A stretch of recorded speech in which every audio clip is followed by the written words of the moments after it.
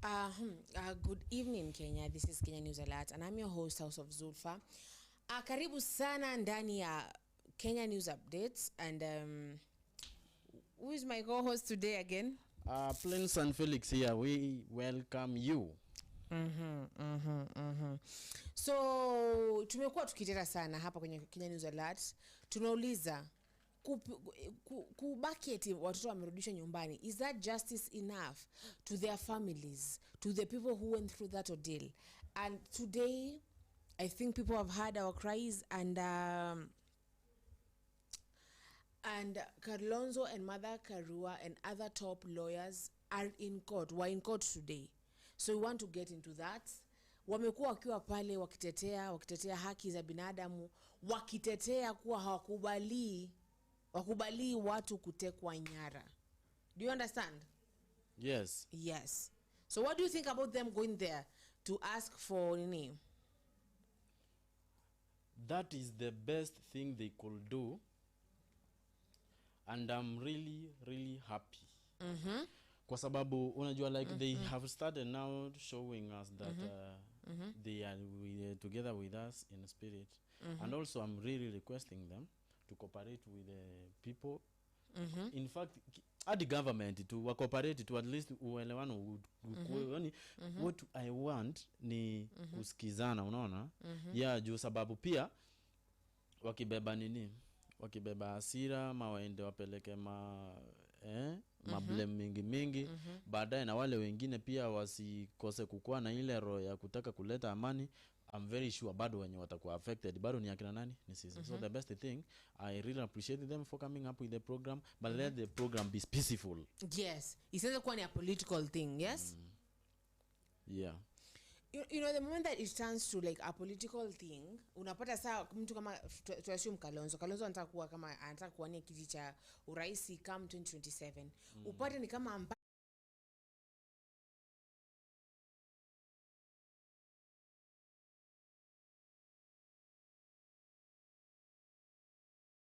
for real they are doing this for the people. They understand the pain that people went through, and they are doing this for them. Yes. Yeah. So sijua producer ameshatayarisha hiyo video tuweke ndio upate watu wanaelewa what we are talking about. Wasikwe tu wana float pale na understand what is this, you know? So people kuna people wakokoti.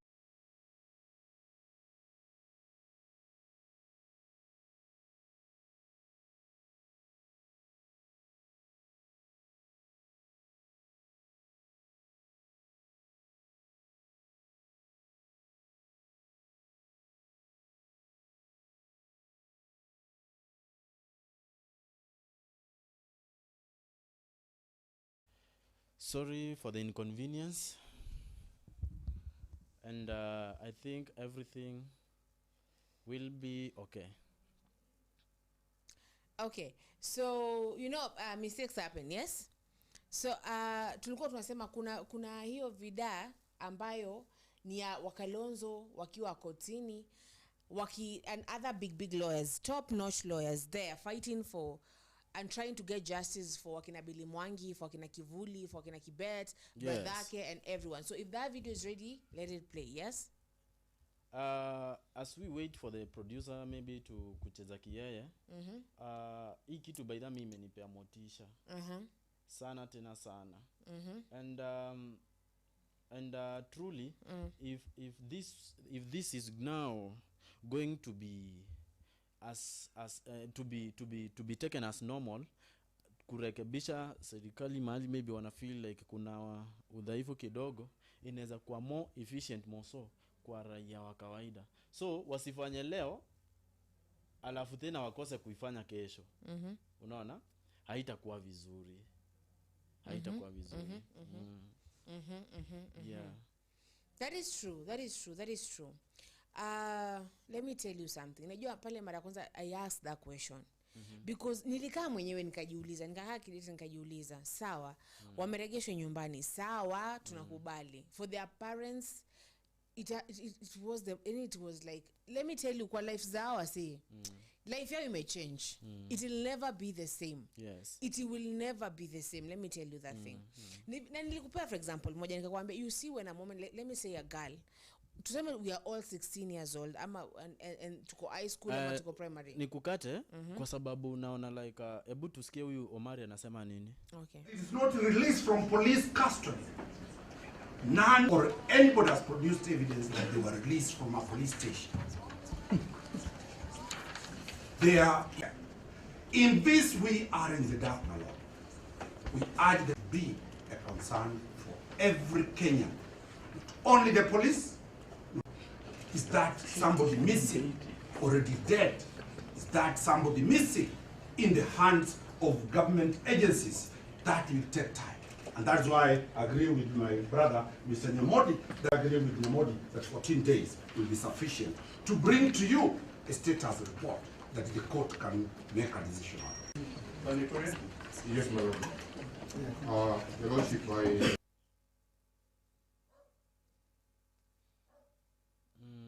seventh rescue. Perhaps I have listened and Lord, everybody seated at this bar, undermining the authority of this court and the orders that you issue. We ask for 2 days. Compliance with order number 3, that is the appearance of the inspector, having in mind that my lords, they are ex parte orders that have been issued by this honorable court. And for example, application of order number 3, that if the court maintains that it is Mr. Nyamodi is asking for, we hear the notice of motion application. So that, and my lord, bearing in mind that the enforcement of rights is under Article 25 of the 7th respondent, and we have filed a reply to that application, my lord. If you allow,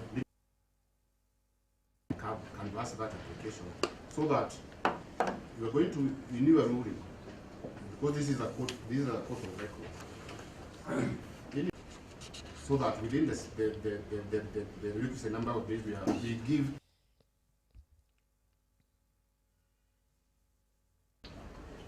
findings based on the aspects that will be responded to. Therefore, to me, to my mind, I believe, without to underscore the importance of the matter before you, we still have the other miscellaneous application number.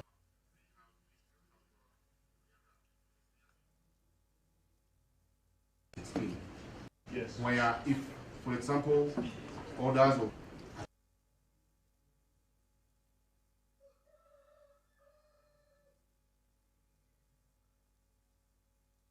the respondent to look at the material that have been placed before and make an informed decision as to the continuous appearance of, and I say that, my lord, with tremendous respect, because under Article 245 of the Constitution,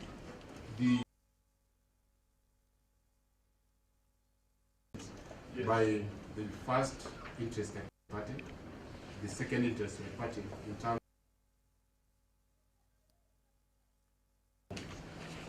enforce this appearance, Inspector General of Police by the affidavit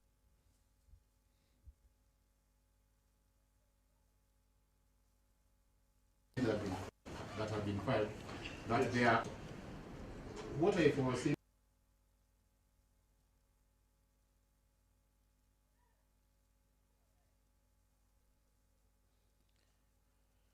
I think there is a technical is that given the, especially the, if at all, because I can see there is, anyway, as our technician is working on it, what is alleged that I don't know whether you have any information concerning the same. If you and talk maybe about it a little bit, tukisubiri producer to work on the same. Yes. So what I can say is, yes, about this, it gives me hope. It gives the country and the families of these people hope. Yes. That at least that as the Kenyan country, we've not given up on them. Yes. We've not taken everything that they went through as for granted. Yes. So this is like really, really, really good. And inanifurahisha moyoni kusema tu kweli. Inafanya na feel vizuri and as you have said, yes, as we wait for hiyo nini, I would like yani watu wasikize vizuri waelewe, because there are some things you can't just explain. Sitakuja hapa ni explain mtu aelewe ange the way they could have understood it when they see it live for themselves. Mtu we will take this. So for the families of Billy and the rest of the abductees, I hope you see this, and I hope that you know it will be so hard for these people to really trust the government. Inakuwa vigumu true, inakuwa vigumu sana. Kwanza hata ikifika time fulani yenye inakaa similar na hiyo, unasema wewe man. How can I trust you people? So inakaa fueni kidogo bana, kuona at least watu wakianza kuinuka hivi kutetea. Ama ni kwa sababu waliona Gachagua amezidi na wao ndio wanatafuta kura na maybe wanaenda kuibika. Unajua hapa sasa ndio sijui. Wajua, maybe after Mr. Gachagua akuje na akuwe strict sana na aseme I'm going to take it to ICC, ndio kila mtu anaanza kufuata mwegezo wake, kila mtu anaanza kuwa serious na hii situation. Au unadhaniaje? I think so. Hebu tuone technician anarusha signal ya kuonyesha like anaweza jaribu. Okay. Hebu tuione tena. That's the reason as to why 2010 the Constitution of Kenya made it very clear that if anybody's held means of a charge sheet or a miscellaneous application for custodial case, if it extends to look for violations of my good brother, which has put it very clearly, moves to investigations. My Lord, number 2, look at the constellation of the officers before you, starting from the Inspector General of Police. That deals with intelligence becomes a subject matter on abductions. My Lord, I urge you to look at the scope, show that the DCI has the person who has not, that it is not released from police custody. None or anybody has produced evidence that they were released from a police station. They are, in this we are in the dark, my Lord. We urge that be a concern for every Kenyan. Not only the police. Is that somebody missing, already dead? Is that somebody missing in the hands of government agencies? That will take time. And that's why I agree with my brother, Mr. Nyamodi, that 14 days will be sufficient to bring to you a status report that the court can make a decision on. Yes, my Lord. Your Lordship,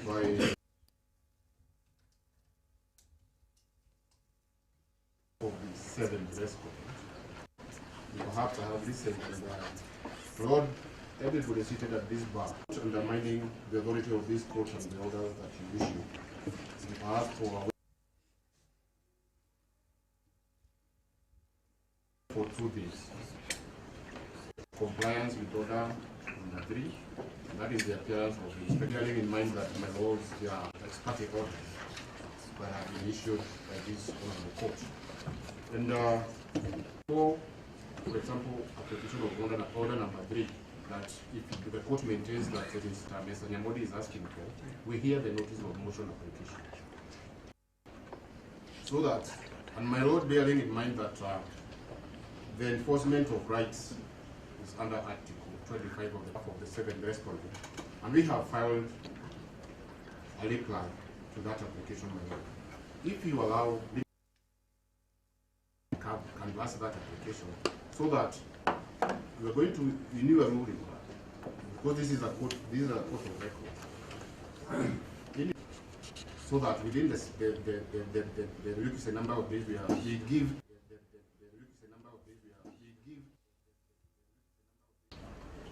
findings based on the aspects that will be responded to. Therefore, to me, to my mind, I believe, without to underscore the importance of the matter before you,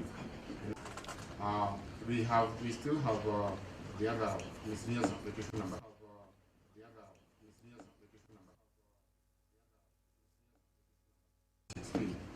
Yes. Where if, for example, orders of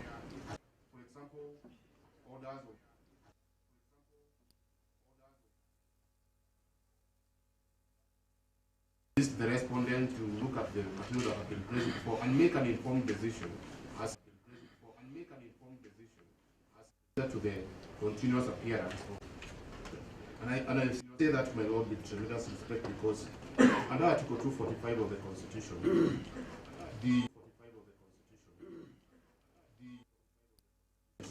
by the first interested party, the second interested party in terms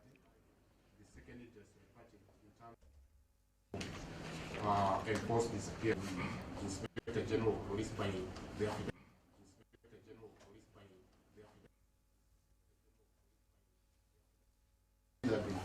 that have been filed, that they are what I foresee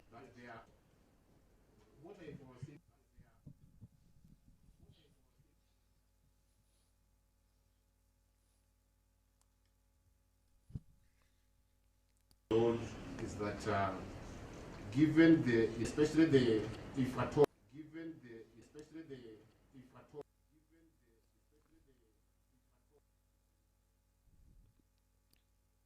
what is alleged that the state actors are holding this person, the first respondent are holding this person, section 6 of, and the dispute ultimately will come to the judiciary for the dispute ultimately will come to the judiciary for the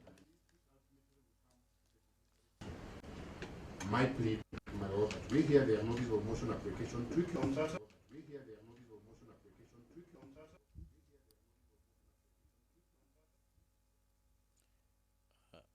It seems like there is.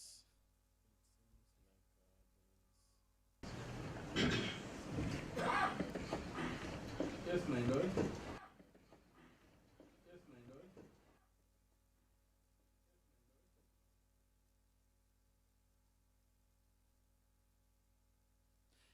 Okay, I think the best thing we can do. Oh, I can see Tata was there. Yes, my Lord. Every job. Yes. That's why I Before I have the question of time. every job was there and they were talking. They were sharing their opinions and they were bringing their cases. Okay. It's people, Then their rights, freedom, their rights, property. why were these people when Tata was being arrested? Why were these people when Tata was being arrested? Yeah, why were they? Why were they? Walikuwa gapi? Kama walikuwa, why were they? That is a question. National interests. So, my Lord, I would request that when you talk about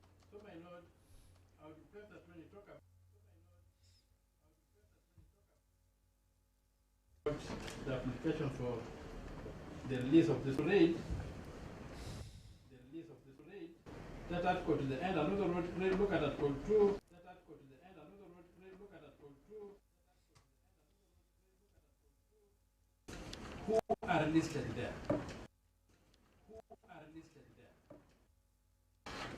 So the application by the, it is calling up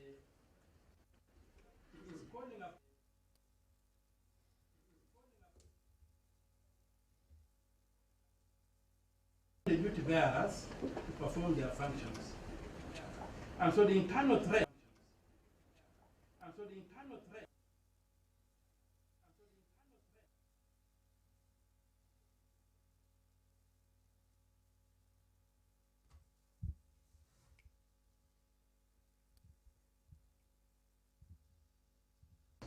police who are listed as the security organs, the NIS, and even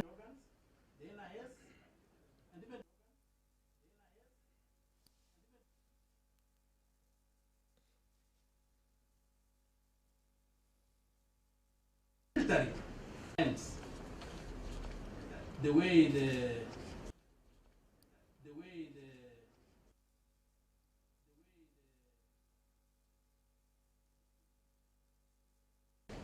I've not had a law for me is Article 23.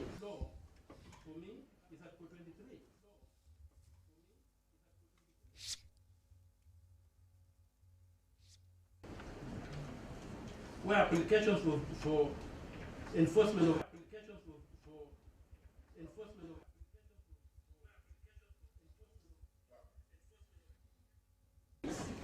what the court hasn't given the power to, the power the court has been given,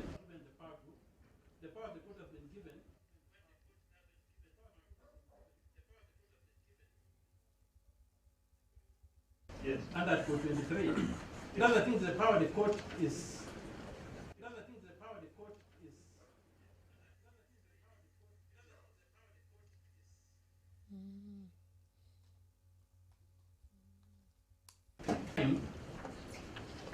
First of all, it will be a bit difficult to say. Zulfa.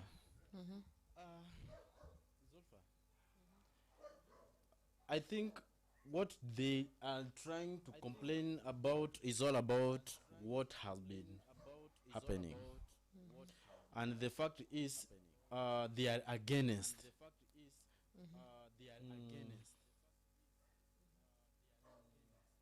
I don't know. Yes. And seeing Okiya Omtata there, that gives us hope.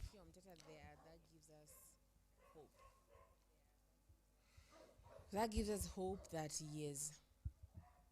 he is working for us, yes? Ama unaonaje?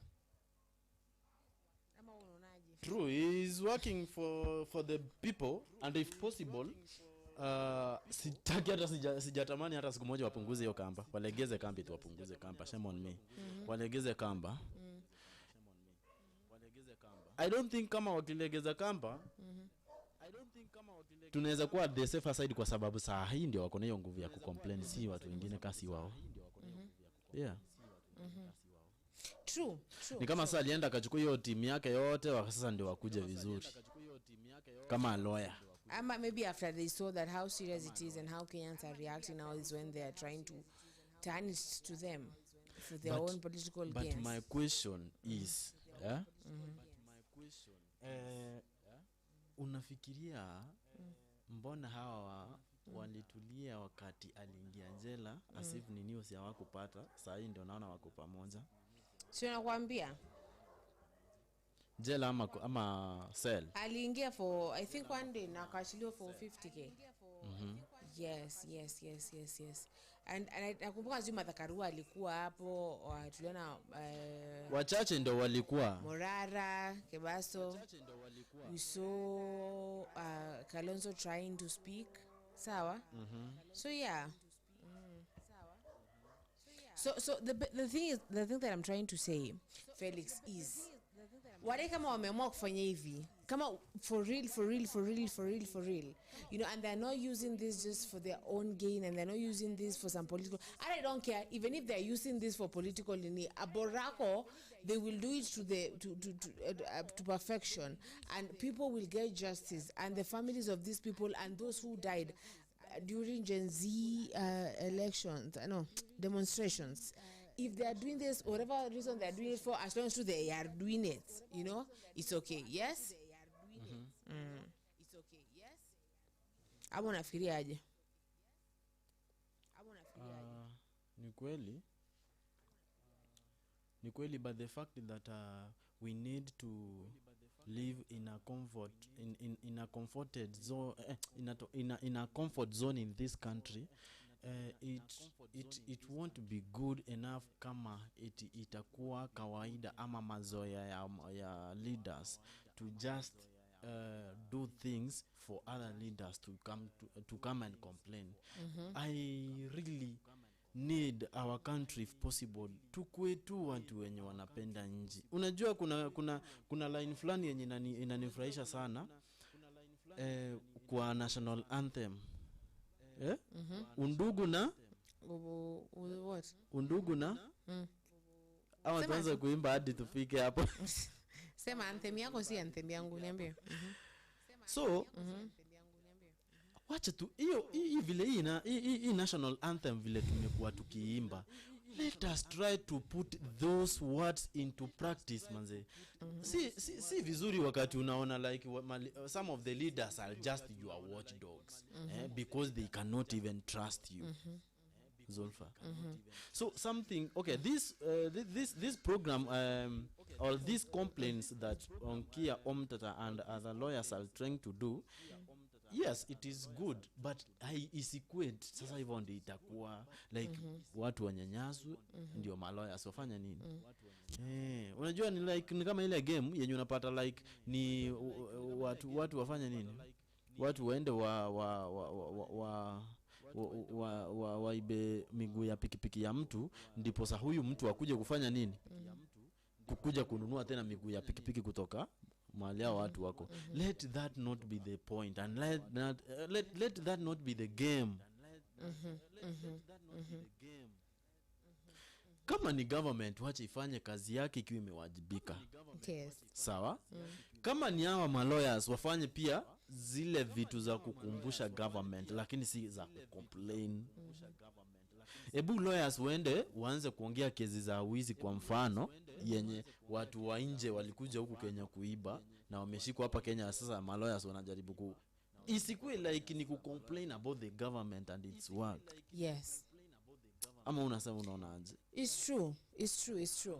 It will never be good wakati unapata like ni ma complaints. Unajua kuna time fulani yenye hata Raila alifikanga akakuwa complainer mwenye kwa opposition yake ile time yenye alikuwa kitu ya 20 after election ya 2013 kuja 20 sijui ni lini wakati huu alikuwa president. Hadi mtu unamuona kama kazi yake ni kucomplain tu. So isikue like huo ndio mtindo mazee. Okay, what do you think ina drive watu hadi wanaanza kubehave hivyo, ama ni nini unadhani na drive wa officials wenye wako kwa government hadi wanafanya hata upinzani na kwa more intense? You know, every point that unasema it is really really really valid, Mr. Felix. Isikue tu tuna complain. I usually say the same way you criticize should be the same way that you praise. Sindio? That is your point, yes? But right now I don't think people are just criticizing the government. They have issues that are going through. They have some things that are really painful to them, you know? And wacha kama serikali inapigwa kwa kweli basi ipigwe kwa ukweli. Sije ikapigwa tu just because we hate the person that is in that seat. It is because there's a reason why. Yes. Ni ukweli. Ni ukweli. But my aim, my point is that akitafadhali ni kusure nothing is impossible. With God and before any human being. With who? With God. Yes. And before any human being nothing is impossible. Meaning ikiwezekana like kama ni kutaka kufanya Kenya yetu ikuwe more good without any complaints, without any issues, haiko impossible for the government to achieve this goal ya kutofanya mtu a complain. Obviously yes, complainants hawatakosa kwa chochote, but kwa vitu zenye yenyewe na hata ukikaa chini useme yenyewe hivi na hivi. Sawa? All things true. Juma hiyo video imekuwa vizuri sababu unajua hatujamsikia Omtata amesema nini vizuri. I don't know if that video is good now, so that we play it. Ndio tusikie Omtata anasema sababu Omtata was that guy that was harassed pale kwenye streets. And although some people walisema kwamba it was just a political thing, you know. Sindio? Yeah, sure. If that video is ready, would really like. Nataka mtazamaji asikize vizuri kila kitu. Ajue what is going on right now. So if that video, Mr. Producer, kama iko ready, would like it, yes? Producer akiendelea kushughulikia hiyo. Sijui kama uko na any point maybe yenye inaweza kuwa sensitive, maybe yenye unaweza share na watu kuhusiana na vile saa hii Kalonzo na Omtata na nani yule tena na Mother Karua. I just want to hear them speak. Okay, nikisema eti kuna point ambayo nafaa kuisema, I just want to hear them speak. Sitaki kuwaongelelea mimi. Nataka wao waongee nijue sababu these people have been silent unless wanataka kutuambia. Wacha tuone kama producer anaweza katuwekea hiyo. Tuone kama mambo itakuwa vipi.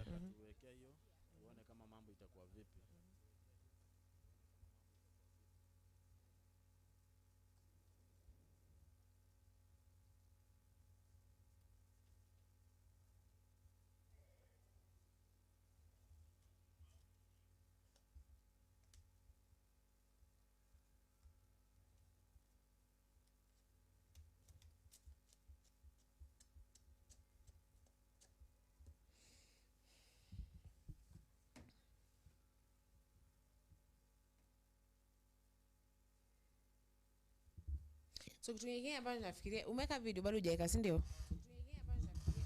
Bado hujawekwa. The thing is, if these people were working, if these people walikuwa silent working, I think sababu hatukumsikia Kalonzo akiongea, tukumsikiaga hao watu wote ambao wanaongea sasa kuhusu abduction vizuri into deeper. I remember this morning we were questioning the intentions. Unakumbuka hivyo? Yeah, sure. Tulikuwa tunakutana question, tunasema kwani hao watu wamenyamazia wapi? But maybe they were working. Ama walikuwa wamenyamaza, walikuwa wamenyamaza, they are working. This like I don't know, it's Chinese or Japan proverb ambayo inasema ya kwamba you hide yourself. Nasema venye inaitwa, you hide yourself for some time being silent, and when you come back with a bang. Maybe these people were just out here and they were working and we didn't know, we were questioning them. So as your video weke tusikize maoni yao, tuwasikize vizuri, si ndio?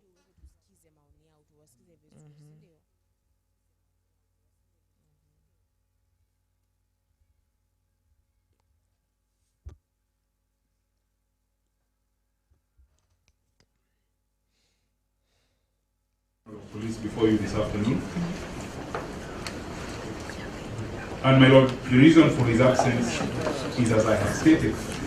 I wish to affirm on his behalf that he does indeed take, and orders of this court very seriously. And my Lord, I request that by my clients to take place and be concluded.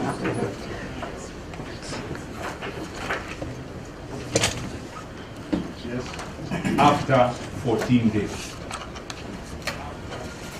Find out the whereabouts of the 7th.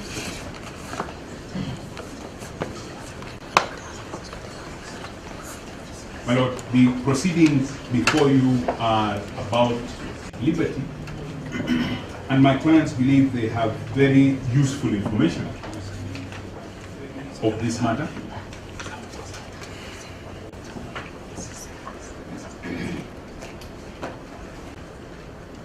My Lord, this is a serious matter.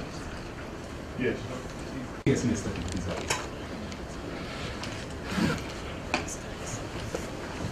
I must have Yes, your one point. My name is Samuel. Yes. For the 5th respondent. Without with humility, I presentation for the 5th respondent, where wielding about 60% of the submissions that were well, and kindly be able to proceed. Even without participating, you can be here so that you can be of help to me as I present issues pertaining to the 5th respondent. Thank you. Counsel, please impress on your colleague to your request.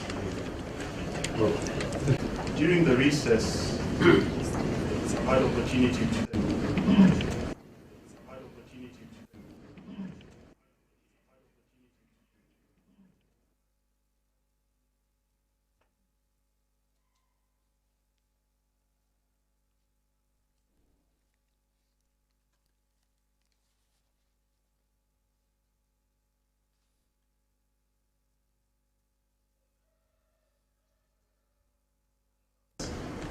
thinking the absolute worst. Now that they are seeing the 2nd to the 6th, at liberty, petitioner. I've heard Mr. Nimodi, I've heard you, Mr. Nimodi. From council is a proposal, not from Mr. Nimodi, from the rest. I'll begin 2nd and 3rd respondents in particular, the opportunity to take statements and to process. There can be no doubt. If the Inspector General of Police misses on that 3rd, I will convict and invite him for hearing. So I'll begin with perhaps Senior Counsel Kalonzo.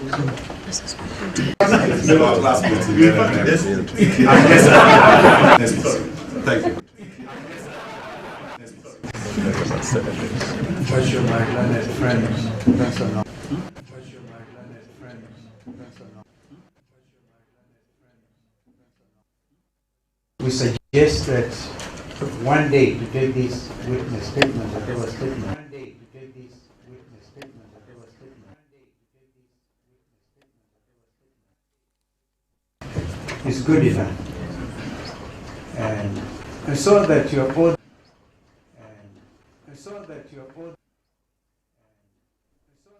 I don't know why these things are taken seriously. We urge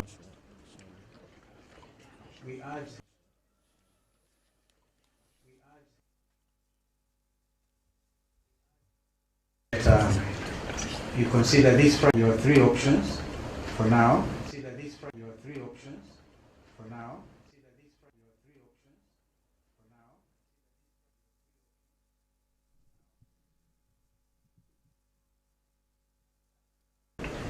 And so that busy. First of all, Senator Mtata Agatha was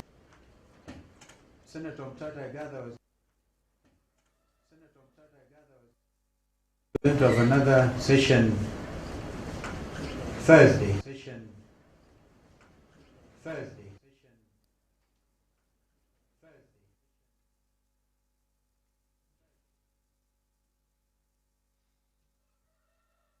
Tomorrow. Yes. For demonstrations. The mother of all the For demonstrations. The mother of all the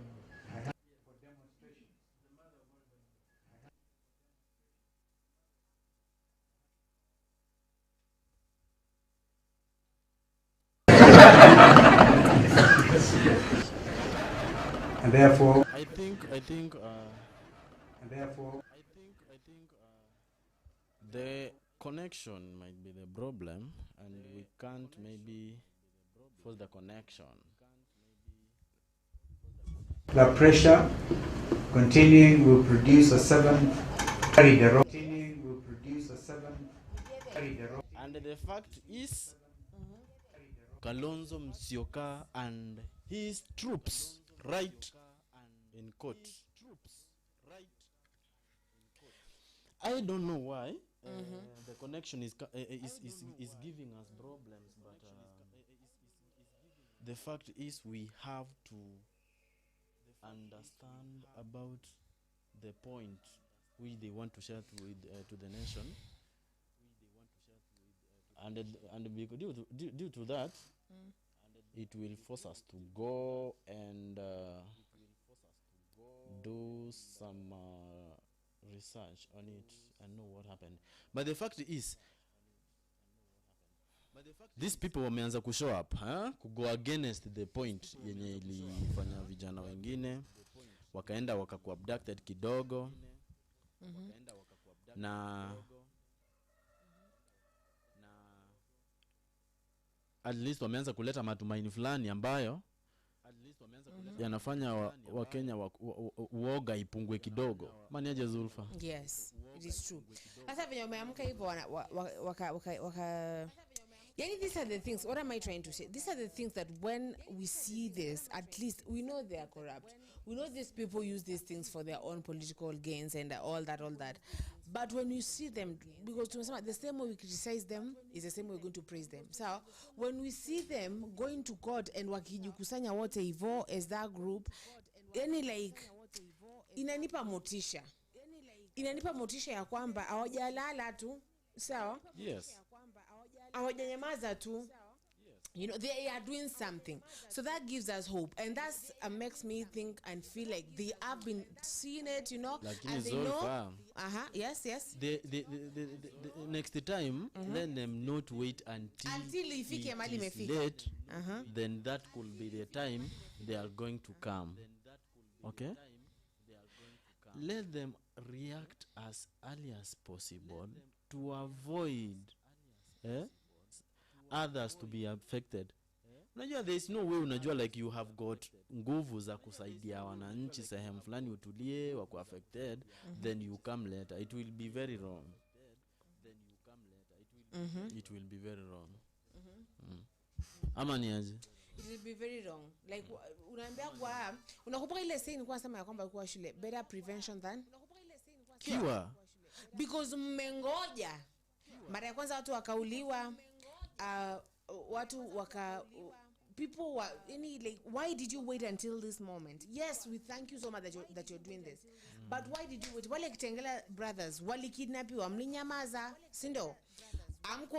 They went back to their homes, and let me tell you, I saw their interview and it wasn't really good. Sindio, they were still traumatized. They were still going through issues. They were still there. And right now, mukanyamaza tu bado ikapita. So wale ambao wanakidnapiana, wale ambao don't wait. In short, don't wait until it is late. Yes, do then not. That is the time you are coming with your I don't know what. In a disguise. For real, it is so in a disgust. It makes you feel bad, yeah. In a disguise, son. Let me tell you something. Yes, I don't know why they waited so long. Because why? While Gachagua was there alone, fighting alone, mbona wangemjoin kitambo? Mbona walingoja mpaka threaten? Mbona walingoja mpaka Wakenya waamue, unajua ni aje we are going to impeach this president?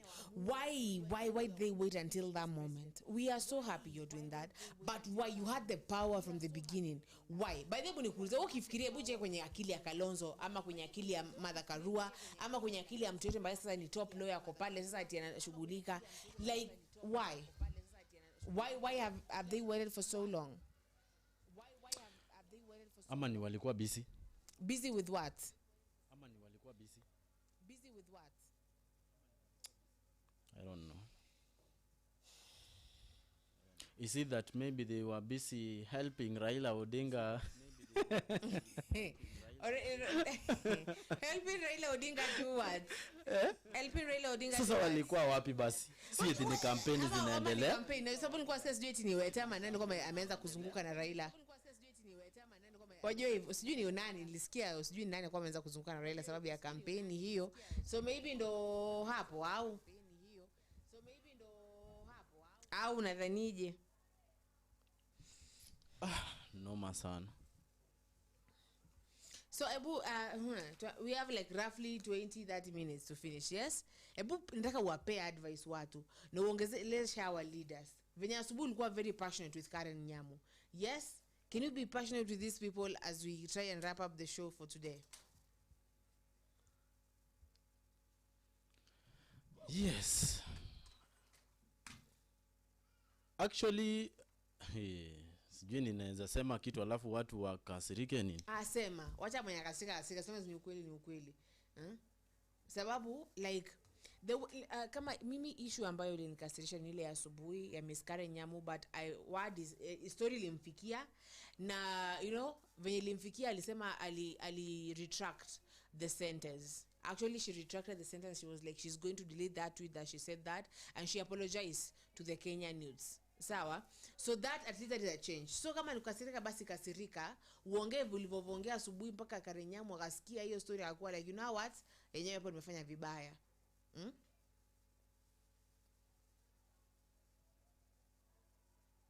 Au sio? Ni kweli. But now that unajua like acha nikwambie Zulfa. No shortcut hapa. And kuchelewa wamechelewa, na saa hii hata kama wakokoti si eti kwamba ni mtu saa hii anaenda kuachiliwa, sawa? But kama wakokoti saa hii basi ebu wajaribu kwanza issue iishe kwa saa hii, sawa? Ama sasa basi chenye wakokoti nayo ni nini? Ama kuna bado mwenye ameabductiwa hatujui? Hakuna mtu ambaye saizi ameabductiwa unless kama kuna mmoja umesema they abducted and we don't know. I've not sijasikia mmoja ambaye ameget abducted. The only thing recently before these boys were released ni ule kijana ambaye alikuwa amevaa jezi ambaye alikuwa imeandika Ruto ndo adui, and alienda kashikashikwa akatulia, si ndio? I don't know if you know that story of that boy ambaye alikuwa and I talked about it another day here. Pale kwenye comments na kuna watu ambao wametext WhatsApp wawili, sawa? Kuna mmoja anaitwa hello, anasema hey, my name is Esther, I am from Mombasa, I love watching your show, nakuaga hapa kila asubuhi. Nashukuru sana Esther, karibu sana. And then kuna hello Kenya News Alerts guy, ebu gotea fellow.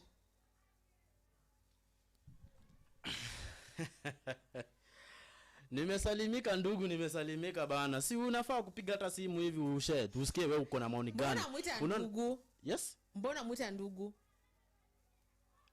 Sasa si labda ni amenijua. Mbona umemweka into sisterhood hivyo haraka? Wait. Wait. Sasa ni vile. Anyway.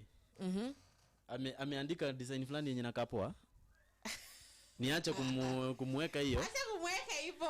Nani huyo basi? Si apige simu kwanza tuongee. Ama anaitwa Angie. Sawa? Anasema nikugote sana. Sasa hapo wewe mwenyewe ukisema ati haiko kwenye unamweka kama ndugu yako jamani, no, sawa? And then there's this one anasema hello, naitwa Kasim. Oh, that is my brother. Naitwa Kasim. Hello Kasim, vipi? Hujanitumia na hela. Nitumia na hela. That is my brother though. Sawa? So like my blood brother. Sawa Felix. Sawa? Karibu bro. Yeah, they are always watching. I told you my family is always there. Sawa? And my mom is also like ako like, we Zulfa nsije nikakusikia kwenye taarifa.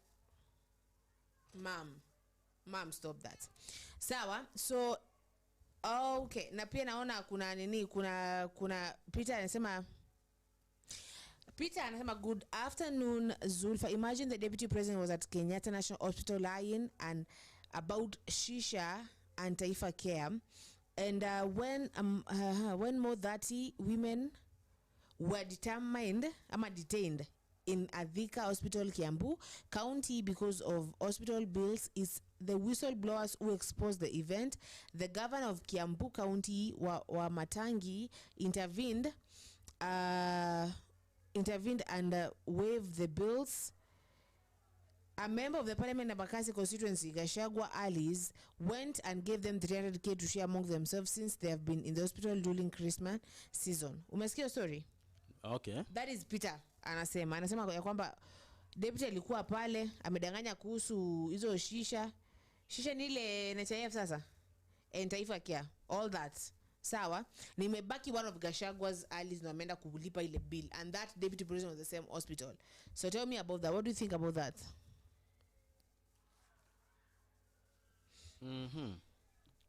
Acha kwanza nikuulize, mbona anaitetea?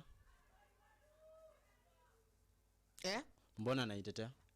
Anaiteteaje?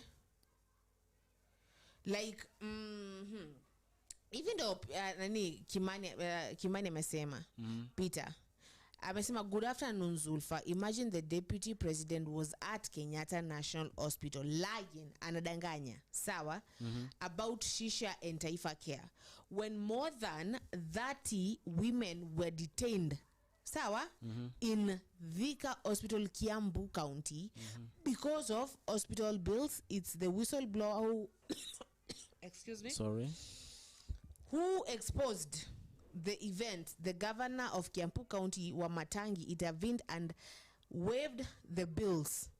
Sawa? Yes. Members of parliament in Embakasi constituency, Gashagwa Alice, awa ni wabeshi wa Gashagwa wanafanya ishughuli. Sawa? Went and gave them 300k to share among themselves since they have been detained. Au wazazi wetu ama wale wamama wamekuwa pale like for more than a month there. 30 of them walikuwa detained in Thika Hospital, Kiambu. Sawa? Na leo deputy president ambaye ni Kindiki alikuwa Kenyatta Hospital. I'm going to send you that message so that you may read it and understand it and tell the people of Kenya, what do you think about that?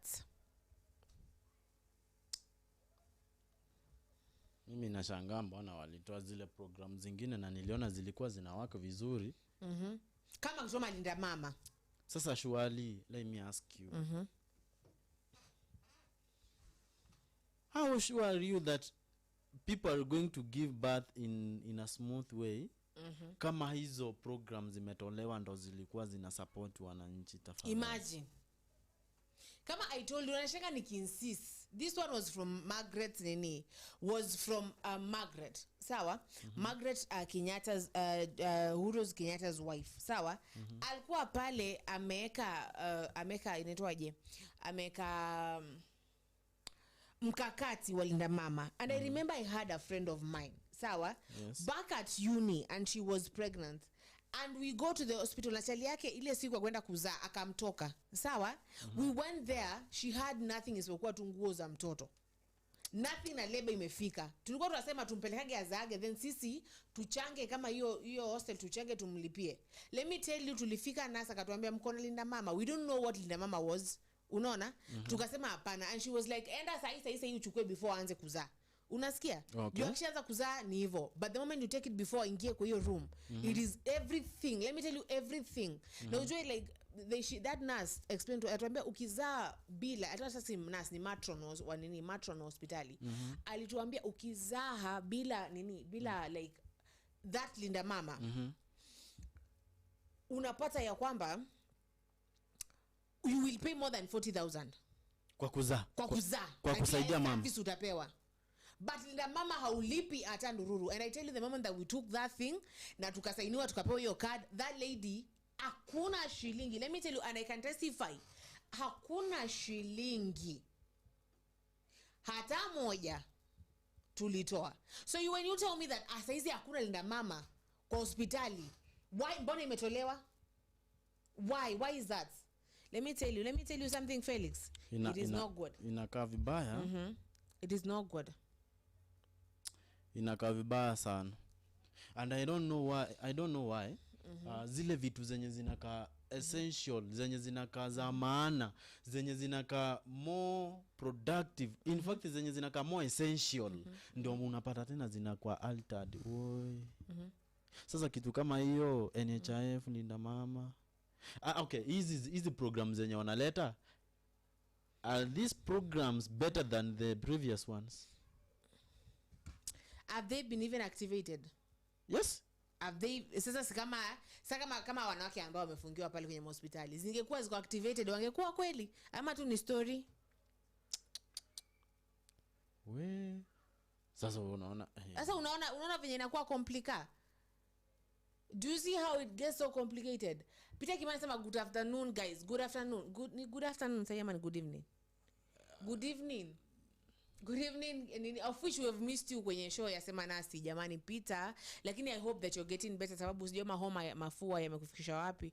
So yes. So I don't think venye Peter ametupea hiyo story, I don't think that they have been activated. Na mbona jamani, let me tell you, nani alisema Gachagua get impeached, lakini mbona anafanya kazi mpaka saa hii, anafanya kazi. Si yule pastor alikujibu?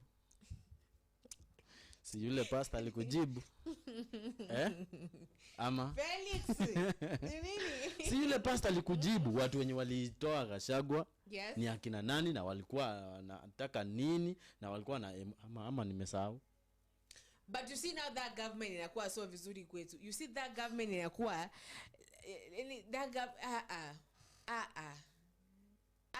jamani. Yani let me tell you, enda rudia kile kitu cha Jimmy wa Njigi alichosema. Alisema ya kwamba, alisema that the ruin of a nation starts from home.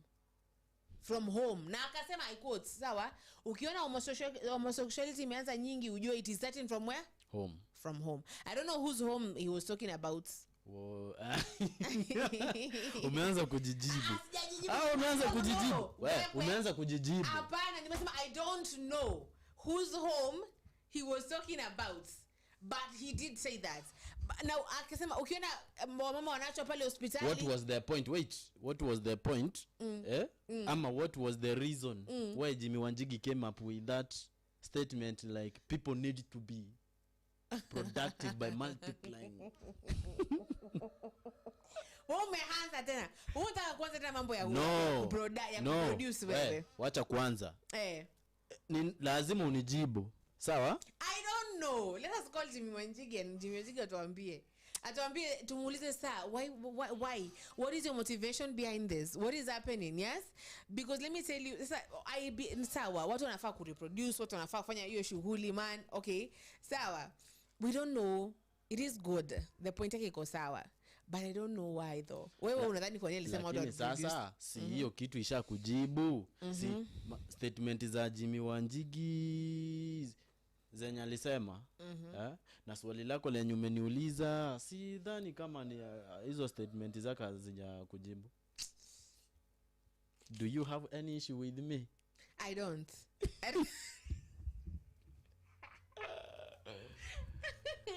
Unauliza aje? Mbona uliuliza aje story na Gachagua? Mbona? Nimeuliza why did they impeach him?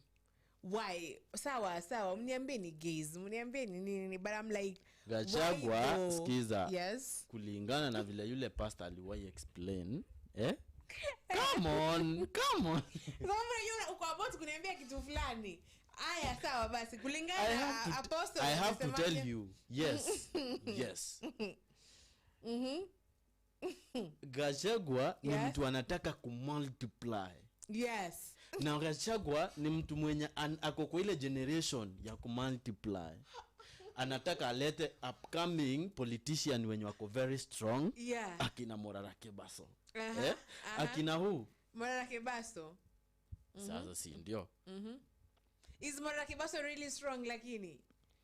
Let me tell you. Yes. Ninakupea mfano aje au ndio watu wakina wanataka kuleta wakina Willis ambaye tumemwona leo tumemwona wewe nimalize kukujibu. Yes. Gachagua ni mtu mwenye anataka kuproduce na kumultiply. Atulete ma politician, atulete what? Atulete madaktari, atulete watu wenye wanafanya kazi, atulete unaelewa? So labda hiyo ndio ilimtoa. Sasa hiyo ndio walikuwa na fight. Mimi ninajaribu kufuata vile yule pastor alikuwa anasema. Unajua Jimmy alisema hivi, let's multiply. I wish we take that thing, yani that statement into consideration. You see? Yes. Tumesalimika Peter, tumesalimika. Akasema baada hapo chini rumors that so comments. Soma hiyo comment ya Peter hapo chini. Yes. Peter anasema rumors say that Gachagua is trending number 1 and number 2. Rumors says in Twitter he may have been abducted. Ndio hiyo mama. What? Remember we said rumors in Kenya are near to the truth. Linda Mama was working under Margaret. Wait, atanasema aje? Gachagua is number 1 and number 2 rumors and he says in Twitter he may have been abducted. What? Do you have facts in this? Like, is it like fact checked? Isikuwe hivyo. Wanasemanga rumors are next to the reality, lakini isikuwe hivyo haki.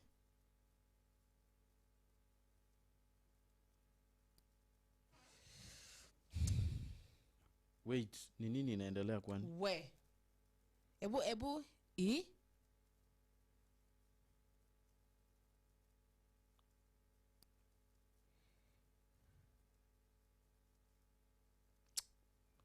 Sasa mimi nimeanza kuogopa woi. What?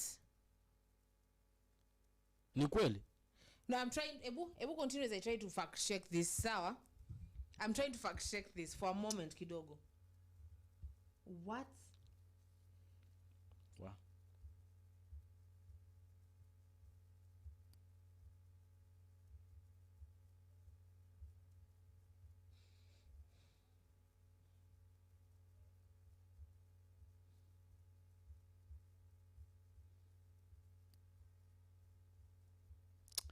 Anyway, hiyo story isikuwe ni wait. Peter. Sasa Zulfa. Gachagua akiabductiwa anaweza rudi kweli akiwa mzima? Hawezi chukua obviously wamfanyie ni ama? Kwani umerudi we? They can't do that. Ebu Peter, ebu what?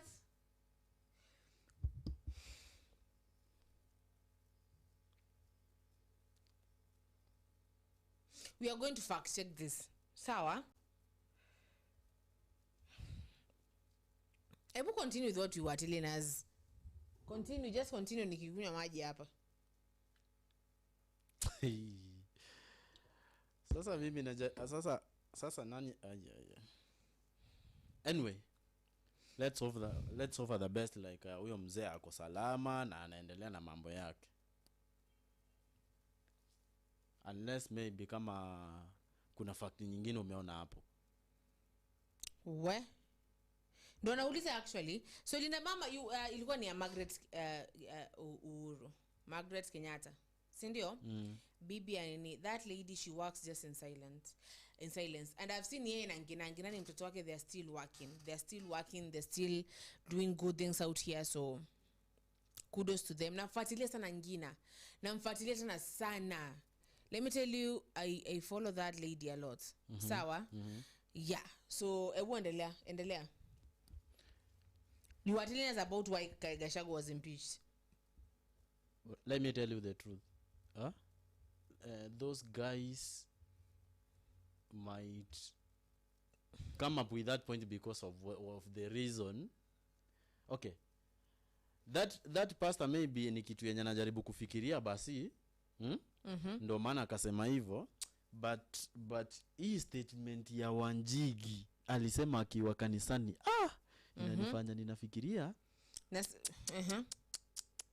mbona Wanjigi ana advise watu to multiply kabisa if possible. Unajua kuna kitu ambacho mtu fulani aliniambia. Okay, Peter anasema can you imagine that a government official like Kimani, who is a first person in the country, and number 2 parliament are taking choppers to go and insult other county leaders when him home is messy. Kimani Ichungwa, that is Kimani Ichungwa, yes? Ndio anachukua chopa ina katusi watu. Sasa hao ni wale wenye wanajitoa wanatoa vipanzi kwa macho ya wengine na waoni vipanzi kwa macho yao. Noma sana. Peter, wacha kwanza hiyo story ya hiyo rumors ya hiyo rumors ya Gachagua kuwa yani ya ku abducted. Let's say that ni rumors. Na si kitu yenye ni true. Iko true. Enyewe mimi sijatamani tena Kenya watu waanze kufight. Tuanze kuona watu na get assassinated in center. Na Gachagua akikuwa abducted sasa hapana.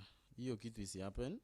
Na let's say kama ni mtu anasambaza rumors kama hizo, haki awache. Unaona? Awache sababu anaweza fanya watu hata waanze kufight, and in the real sense kitu yenye wanafaitia haiko. Those rumors are very dangerous, so we need to be very careful. So tulikuwa tunadiscussia vile Kalonzo alishow up yeye na wenzake kwenda kupeleka hiyo issue kotini, si ndio? Peter, wacha hebu kwanza nikuulize. Peter, mbona unadhani Kalonzo hawakukuja wakati wao mtatalilala ndani wamsaidie kumtoa ndani kwanza, mzee akalala ndani? Zulfa? Yes. Mbona? Kwa sababu hapa hakuna campaign. Unajua ilibaki ya kwamba lawyers wake hawakueti allowed kumuona. Kwa huo wakati sababu DCI ilikuwa na insist ashikwe for 2 weeks, as apparently they investigate the photos that they took wakiwa kwenye protest kwenye au maandamano. So tell me, what does that mean? Let me ask you, wana investigate nini sasa?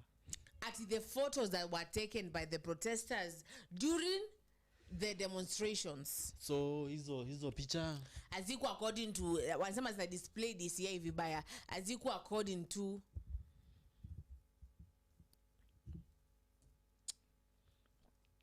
ama zilifekiwa nazo. Unajua sasa hebu nikuze, we are here tunakwaga hapa kila siku, si ndio?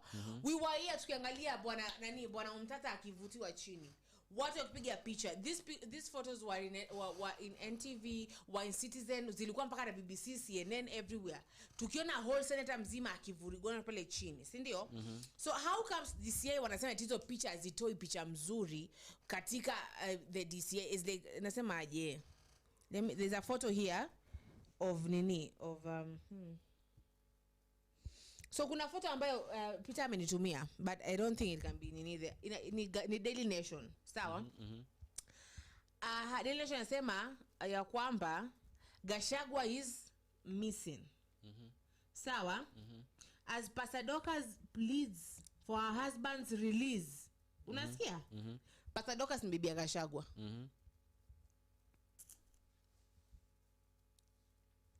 Let me see it in a good lighting. Na pale kwenye Twitter inatamba sana. The first trending. Inasema Rigiji missing, Gachagua abducted. Let me confirm this. Alitolewa wapi? Na alikuwa abducted kutoka wapi?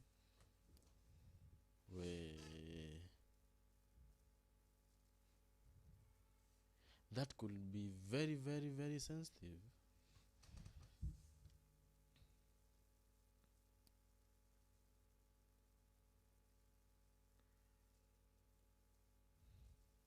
Watu wa Mount Kenya basi watakuja kutupigia kelele kweli kweli CBD.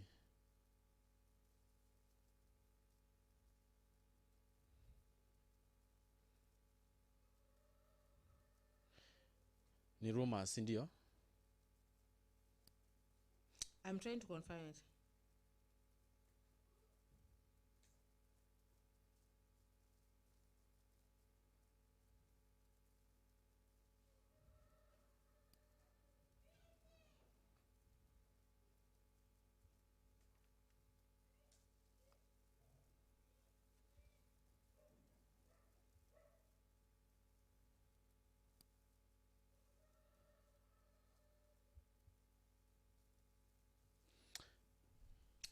Where?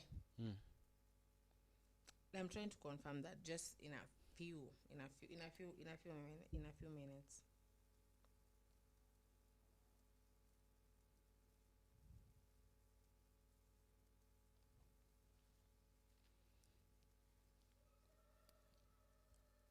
You know, abduction will never be the answer in this country. Trust me. No, it won't be. Abduction will never be the answer in this country, Zulfa. So, let me try to confirm this, yes? Yes. Continue as I try to confirm this, yes? That's why I'm trying to say, abduction will never be the answer in this country. Instead, come with your uniform, cruise using your police car, and if possible, arrest somebody in an open and transparent way. Take the person to court. Unajua abduction inamaanisha like now watu wameanza kuchukulia political things personal, si ndio? Na hiyo inaweza fanya watu wengi haki waumie vibaya sana Zulfa. Sasa next mtu atasikia eti mkubwa wao amekuwa abducted. Atasikia vibaya, atakasirika, pia ataenda kufikiria madhara yake vile anaweza kuja nayo. And Zulfa, as I said earlier, abduction inaweza Aki please, mimi I don't know, abduction can never be the answer to anything.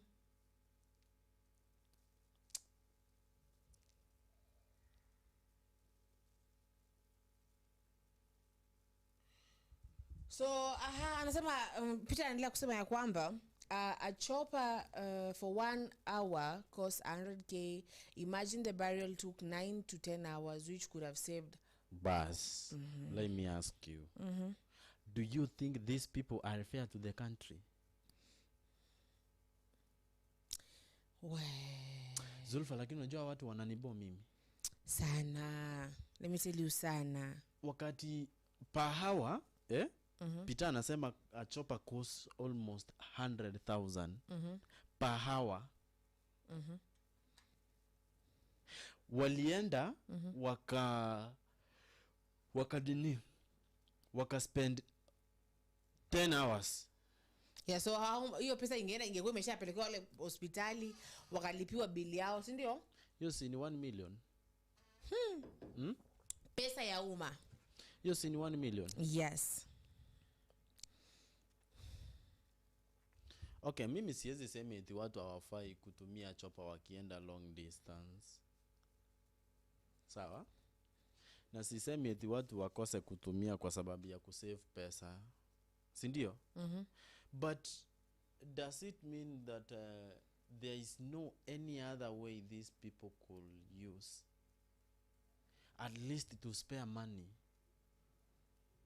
And why are they preferring Zulfa, my good sister, using expensive and more luxurious choppers, which could be costly? You see? Na maybe kuna means of transport zenye zinaweza changia vizuri. By that, let me ask you, Kenya haina choppers, haina ndege zenye zinakaa private hivi zinaweza kwa mafuta vizuri hivi zinapeleka watu mahali za Kenya? Yeah. Si zinafaa ama naibo na Kenya Airways. Wanaibo tu na Kenya Airways wanaenda tu. Sawa? Na kudrop because they try kuchukua jet uende nayo. Haraka ni ya nini? Enda tu. To amka mapema ni public servants. Nenda chukua gari nenda. Chukua SGR nenda hata kutoka. You know, let me tell you, watu wa England wanapata this is the MCA of a town and he lives kwa nyumba ambayo ni cheap. Mayor wa town anaishi kawaida kama mwanadamu, kama mtu wa kawaida. Lakini these Kenyan public servants wanajibeba huku sijui aje, using that a lot of money. Na hiyo pesa venye huyu amesema. Anasema Peter anaongezea anasema ya kwamba Kalonzo is another opportunist who talks when things have already took shape, not like Gachagua who has been consistent during abduction. And we've talked about that, Peter, actually. We've said that... Ukweli wango. Yes. Ukweli wango. Ukweli. Nachukia watu wenye wanakaa fani. Sasa, imagine, unaona usiku wa leo Zulfa, kuna yule kijana mmoja ama familia moja yenye inaenda kulala njaa. Kwa sababu mtu wanatumia pesa za government vibaya. To an extent somebody anaweza hire chopper for 10 hours. 10. Na hiyo nimesema kuhaya chopper si shida. Wait, kuhaya chopper si shida. Does it mean somebody cannot take a chopper for only 3 hours? Ichukue 40 minutes kufika huko, si ndio? Na umesikia anaenda kutusiana, yani kuongea kitu ya kawaida. Sasa nikuangalia zikwambie achukue kitu kama 40 minutes kufika destination. 1 hour akae hapa atulie kwanza, ona vile program iko. The following 30 minutes apatiwe nafasi, si ndio, ya kuongea. The other 30 minutes ashapea wenzake nafasi wameongea, wamerudi shughuli. But why 10 hours, 9 hours? Mnatumia pesa za umma vibaya. Hapana. Pesa ya umma inatumika vibaya kabisa. Another thing, mtu mwenye angespend hivyo tena tuseme like inaeleweka sababu ya maybe ya kuassume ni the president maybe. Aje anaweza enda atake kutake time na watu wake. Lakini sasa huyu mwenye anaenda anachukua chopa ya kuhaya 100,000 per hour. Halafu amekaa 10 good hours. Unaona? Hii ni nini yenye ilikuwa constructive to the entire Kenya, alikuwa anafanya to all those hours. Standard. Yes. The standard inasema abduction, DP Gachagua missing. This is the standard. Hizi ni magazeti kubwa kubwa. So gazeti hivi kidogo kidogo. Sawa eh? Oh my God.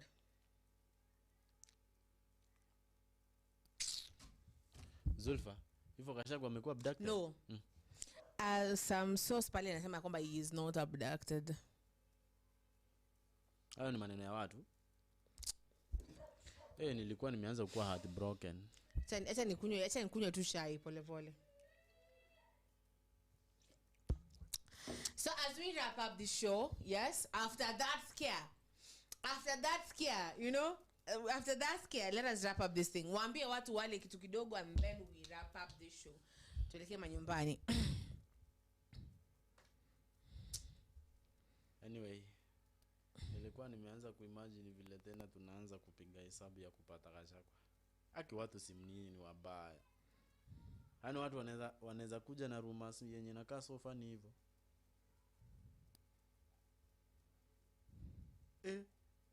So bad.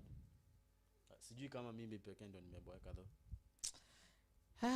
Inaitwa content. Inaitwa content.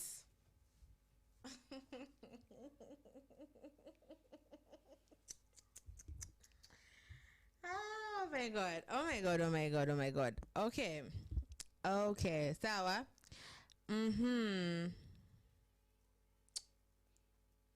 Noma sana. What? So let us wrap up the show, my dear. After that scare, you Kenyans, you guys, content inafanya mnafanya vitu nyingi sana. Okay. Niambie. Ambia hawa watu kitu tumalize. Jamani, tuelekee manyumbani. After nimeshtuka hivyo, roho yangu kwenye ishafika kwenye tumbo, you know. Kwa nimeshtuka vibaya sana. Sasa nikijaribu kuimagine eti Gachagua kwa abducted na kina nani wakiwa kotini, hiyo kitu inaweza make sense Zulfa. We.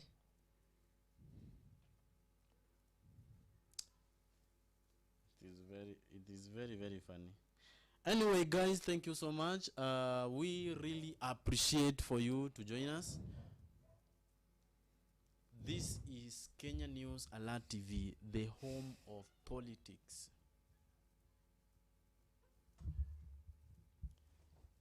Felix Andrew, Plains and Felix kila mahali. Ama ni aje Zulfa? Nasikia nimekatika, the same time nasikia tu kupasua. Sawa? So yes, this is Kenya News Alert. This is where we speak. This is where tunabonga emotions, tunalia, tunajam kama venye asubuhi kaka yetu pale alijam vibaya sana. Sawa? But we really appreciate you. We really appreciate watu kama akina Kimki, watu kama akina Peter Kimani. We appreciate you people for being here, giving us the information and being like, we're going to stand. Wakona Otungati. Peter, you said it is called Otungati. Yes, so we like your Otungati, and we appreciate you for involving us in the Otungati. So pata Kenya News Alert kila mahali, pata Kenya News Alert kwenye Instagram, kwenye TikTok, kwenye WhatsApp, everywhere, yeah. Okay? And also nipate kama House of Zulfa kwenye TikTok, kwenye Instagram, kwenye Facebook, everywhere, yeah, everywhere. We thank you so much for being with us, and tupatana hapa kesho saa 2 asubuhi, yes, Mr. Producer. Yes, amekubali. Felix, tupatana hapa Kesho by 8 tutakuwa tumeanza na morning tisho, lakini still this is my word to you, my fellow Kenyans. Amani, upendo na nguvu viwe ngao ya maisha yetu. Aizi. Uongo, ati nini? Ati aje? Na uwezo, amani ngao na uwezo. Ati nini? Nimesema amani, upendo na nguvu. Viwe ngao ya maisha yetu. Hivyo ndo anthem inasema? Hapana, hayo ni maneno yangu. Hayo ni yangu mimi nimejisemea. Okay. So hivyo ndo amesema tuimbe anthem. As you sleep you take the anthem as your prayer. Sindio? Because we are praying for Kenya. Hashtag no what? Abduction. Stop abductions. Alafu ile nyingine yenye tulisema? No what? Mtu akikuuliza wewe ni nani, unatoka wapi, unamwambia nini? No tribalism. Yes. Yes. No tribalism maze. Toka Western, wewe ni Mkenya. Toka Turkana huko juu, wewe ni Mkenya. Toka sijui wapi, wewe ni Mkenya. Kenya ni yetu maze. Nashukuru sana and I really appreciate. Thank you so much.